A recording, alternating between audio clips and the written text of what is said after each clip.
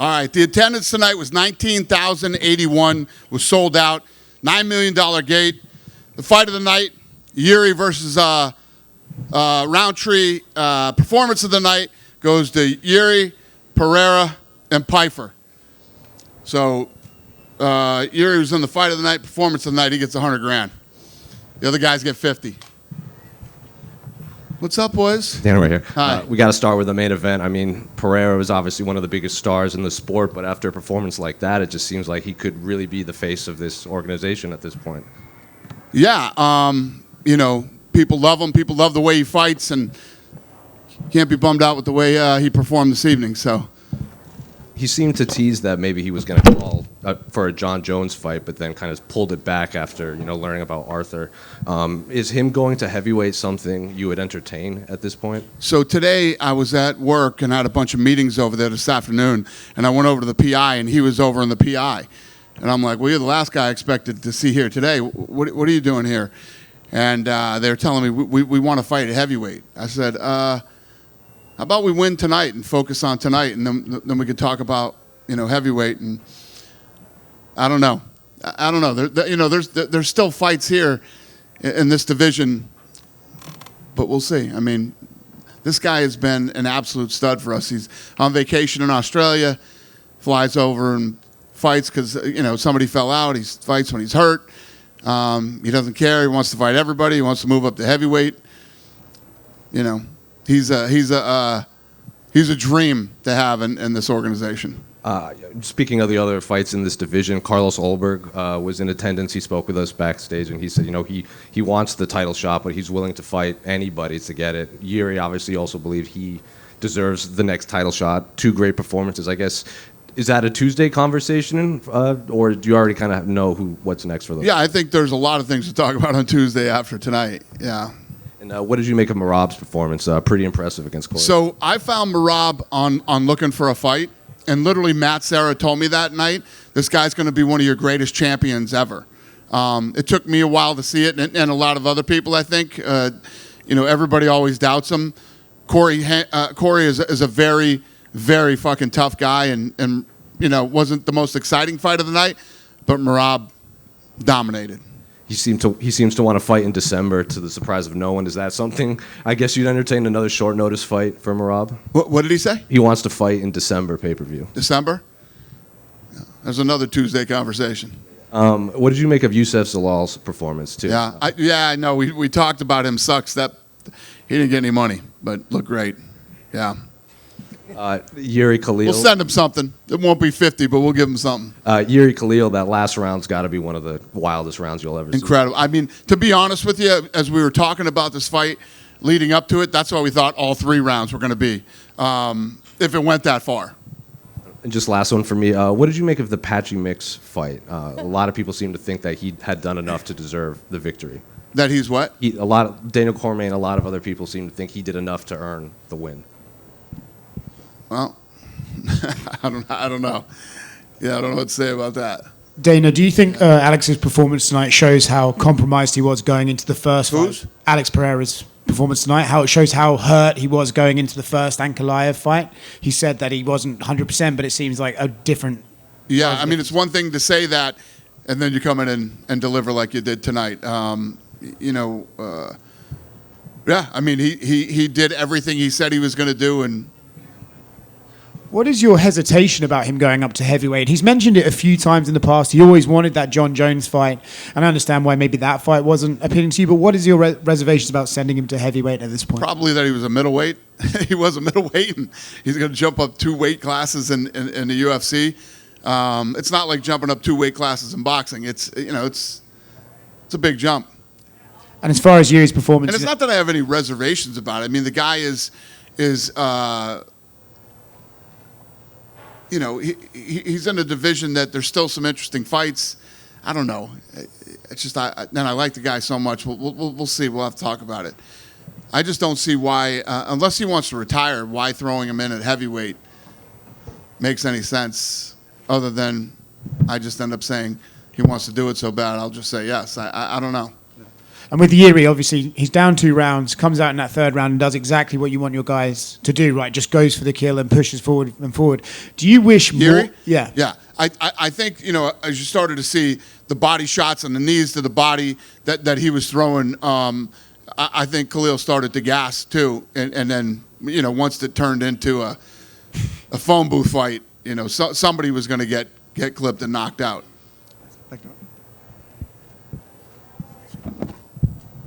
Dinner here. Going back to Merab, he had said no one has ever got 4 title defenses in a calendar year, right? He's now tied with 7 other champions, doing it 3 times. When you go into that Tuesday meeting, would his desire to make history and do something no champion has ever done before encourage you a little bit to make that fight for him? I don't know. What are you asking me? He wants to make a 4th title defense in a year, which has never been done before. Yeah, got it. 8 Okay. guys have done it 3 times, and he said he wants it to be like a personal I love guys that want to fight all the time, especially if they're world champions. Yeah. Yeah, I love it. I misunderstood the question. Okay. What were you saying to Joe Pyfer when he walked out of the cage after his win? So, Sean and Mick and I were texting during the fight, and I said, "Why the fuck is he going for a takedown?" And Sean said, "I don't think he has a choice." And then we were going back and forth. During these fights, we act like we're fucking corner men or something. Like we know what we're talking about. So we're going back and forth about the fight. And Pyfer's win tonight was a huge win for him. They were telling me that he was the favorite tonight. But Abus is a bad dude. He's a tough guy. And it was funny because when he finished the fight, he ran over and started screaming at Mick and Sean. And I don't know what he was yelling about or what he was saying. I texted him back and said, "Is he reading our fucking text?" So then when he came out, I was just saying, incredible fight and, massive win for you to not only beat this guy, but beat him the way you beat him. Do you think Alex Pereira is starting to make an argument to be on the Mount Rushmore of MMA fighters, one of the true greatest ever, and losing the belt and regaining it now, something very hard to do? Do I think he's what? On the Mount Rushmore of MMA fighters, one of the top, 4 or 5 best to ever do this? I mean, as you start looking at some of the guys around right now, you start looking at Islam and Alex and Merab and, these guys are doing some pretty badass things right now. Mm-hmm. We haven't had the chance to talk to you since the Canelo Crawford fight. I'm just curious, now that you've had a few weeks to reflect, how did you feel the event went, everything? Yeah, it went great. I mean, the event couldn't have gone off any better than it did. It was very successful. People that were there live felt like the live event was great. The commission told us it's the best boxing event they've done in probably 2 decades. As far as the team and how smooth everything ran. Obviously, Netflix was very happy. It was as close to flawless as it could be. What will you take away from that to try to apply going forward? Because we've heard you talk about boxing for years and the things you don't like, right? Like concerts, pacing, things like that. Did you feel all that hit the right notes on that event? Yeah, I think that it's no different than the UFC and Power Slap and these other things that I do. As you do, every time you do an event, the event evolves and you figure out things that can be tweaked and fixed and done better. And we'll continue to do that over the next couple of years with boxing. Mm-hmm. And I haven't sat down. We were supposed to do it on, I don't know, Thursday or Wednesday or whatever, but I've been crazy busy. But I haven't sat down and watched the event yet. We were supposed to do it this week, but I was too busy. Okay. You had said on Logan Paul's podcast that I think it was last week or the week before you were doing a meeting with 60 of your people and people from Paramount and all that stuff to map out the next 7 years. How did those meetings? It went great. I mean, they're all here tonight. All the CBS Paramount people are all here tonight. A lot of the people you saw sitting at the table with us were some of those executives, and the synergy between the two groups already is incredible. So, yeah, we're all really excited. They're fired up about this, and just from what they're telling us they're going to do leading up to the launch, it's bigger than any group of people we've ever been with, any network. It's exciting. It's going to be fun. do you think the first numbered event of that era, will that be on CBS, or do you think it'll be like just on Paramount Plus? Yeah, I don't know. I think it's going to be on Paramount Plus. If I had to sit here right now and say it, Paramount Plus. Yeah, and you have the boxing deal sorted now. Do you have any updates on the future of Contender Series? Is that one of the properties that you still have to figure out the future plans for? No, I don't have anything on that, but yeah, nothing on that yet. We're still working on that. Okay, and last one. There was a report from a paper or website in Hawaii after you had gone there with Max Holloway saying like UFC Hawaii talks heating up again. Is there anything to that? What? When you went there with Max, Yeah, there was like a I report. saw Max, and what did he say? No, it was a report from a Hawaiian outlet, and it said like UFC Hawaii talks heating up again. I mean, we've been talking for 25 years. Lorenzo and I wanted to go to Hawaii, you know, when we first bought it. I had breakfast with the governor. You know, we're having great conversations. Love to see an arena get built over there. I told Mark Zuckerberg, you're the only billionaire without an arena. Let's get one over in Hawaii. So we'll see how it goes. Thank you, Dana. Yep. Dana right here. You see, bantamweight might be one of the most competitive divisions for a long time in the UFC. When you see a guy like Merab doing what he's doing, is it easy to say that he might be the best bantamweight champion Absolutely. the UFC has ever had? And then secondly, to be the first one to bring it up, Conor McGregor at the White House feels like every other day he's, making some public comments saying he's negotiating directly with the White House about getting the fight. It just feels like that's, the most preeminent guy. Can you just talk about where talks are about Conor's return, White House or otherwise? We're still talking about the production and how everything's going to work at the White House. We have not started negotiating any fights for the White House yet. That won't even start till February. And then finally, I made it clear Conor wants to fight on that card, and you can clearly see Conor is very fired up to fight on that card, but nothing is done yet. And no fights are being negotiated with the White House. Thank you. Final question. The UFC, on the broadcast, you did, honor John Jones's brother. Have you spoken with John or sent a message, and just what did he say? Yeah, I've talked to him a few times. I mean, most of you probably interacted at one point or another with Arthur. He was such a great guy, and when somebody passes away like that in their sleep, so young, not even 40 years old yet, it's brutal, and I think that the conversations I've had with John, I think he's handling it pretty well. These things are never easy. I did have one final one on a lighter note. After everything that went into Canelo Crawford, was it nicer or easier to go back to just a regular UFC pay-per-view fight week? What does that mean? I'm assuming there was so much extra stuff, big boxing, Netflix, and all that, whereas UFC... But this is what we pay-per-view- do. We did the Sphere. We're going to do the White House. Yeah, I love that shit. Love it.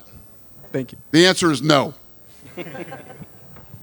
Dana, earlier this week, you scheduled Arman Tsarukyan to fight Dan Hooker in November. Yeah?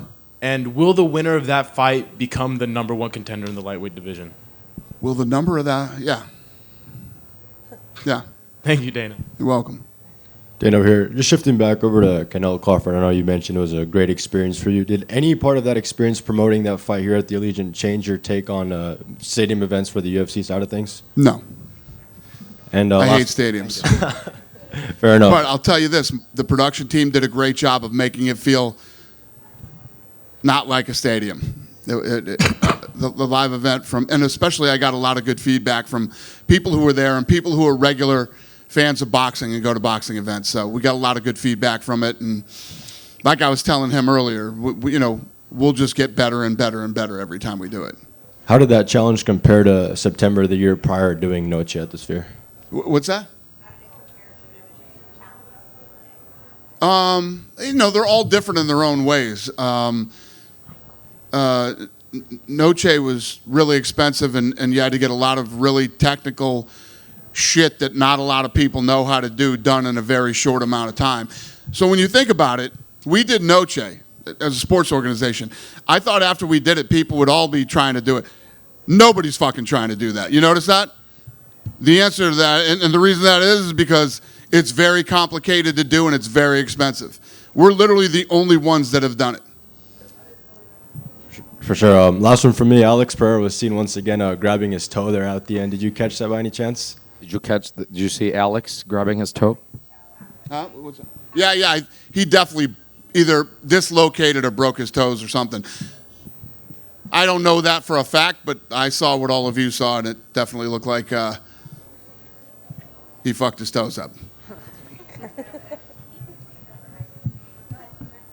Right. Yes, sir. Go ahead. Dana, how's it going? I know you have like thousands of questions about the White House. Do you think it's going to be possible to add Alex fight and jury fight at the White House card? And another one, what do you think about the Magomed? It's not the best performance. What he needs to do to get back to the title shot?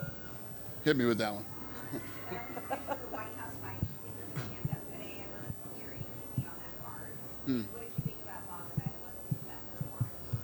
Wasn't his best performance? I agree with you, sir.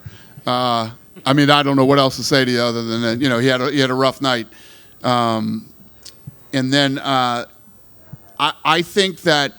So if you look at what we're looking down the barrel of right now, we're about to go on a new network on Paramount, and we need to deliver a massive, incredible card in January, and then in February we'll start looking at building the White House card, which I will right now tell you will be the greatest fight card ever assembled in the history of definitely this company. So I don't know if I answered your questions, but... So we can expect Alex and jury fight in the White House card, right? Sure. Run that. That's your headline, yeah. That's what I said. Dana, there's been a lot of European stars rising in the UFC. Could we see the UFC going back to a Scandinavian country next year, perhaps like Sweden? Go back to Sweden? Yes. Yeah, I mean, we could end up anywhere next year. But yes, I mean, Sweden was we always had a great time over there. The events would sell out, and the energy was great. Obviously, very educated fans. I don't eat McDonald's, but they got a really cool McDonald's over there too. It's like a 3-story McDonald's. You know what I'm talking about? Yeah, it's awesome. So that's the only restaurant that'd be open by the time we get out of the fights, and the place will be packed. Yeah, I love Sweden. The answer is yes. Sounds like a plan. And one last question for me. Arman Sarukian and Dan Hooker, they said they need security to hold them back because if they see each other before the fight, they're going to start a brawl. Are we going to have that extra security to protect this main event? I mean, every weekend when we do these things, there's all kinds of crazy shit that happens, and there's just the shit that happens at the PI. I mean, imagine the people that run into each other over there all the time. It's part of the business, and, you know, we don't beef up any extra security because we think guys are talking shit. It's part of the business. Thank you, Dana. Thank you. Sorry, just one more, Dana. When you say things like it's going to be the greatest fight card ever assembled, our imaginations run wild, right? And one of the things people have been wondering about is Ronda Rousey. She posted like she's finding her love for MMA again and training hard. Have you talked to her? Does she have any desire to return to the UFC? Yeah, her and I are still very close when we talk. You know, I would say we probably talk once every 3 months or something like that. And she was in Vegas recently. And she came by the offices, but yeah, I don't know what her plans are. I think she's just training again. Okay. Would you throw out a feeler and see if she would be interested in that? No, I mean, she just had 3 babies, and she's in a whole nother place in her life. But I will say this, she just had another baby, and she's in great shape right now. I mean, she's friggin' ripped like she used to be. So I don't know. Thank you. Yep. Good. Thanks, guys. Have a great night.